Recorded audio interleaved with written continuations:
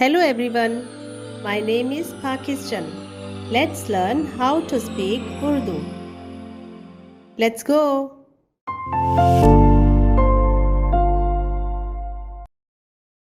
और शाम हुई और सुबह हुई सो तीसरा दिन हुआ। और शाम हुई और सुबह हुई सो तीसरा दिन हुआ।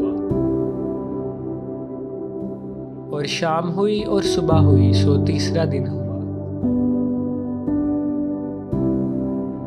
और शाम हुई और सुबह हुई सो तीसरा दिन हुआ। शाम शाम शाम सुबह सुबह सुबह दिन दिन दिन तीसरा तीसरा तीसरा।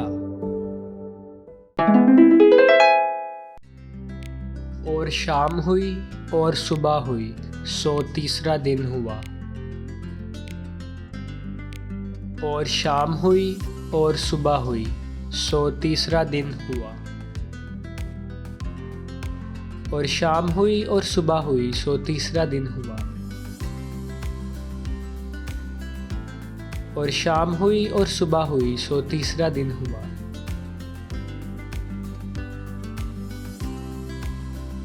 शाम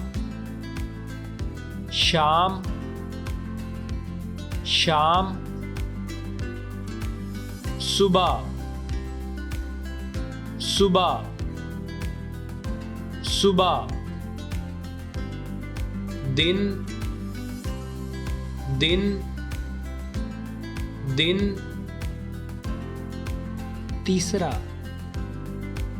तीसरा तीसरा।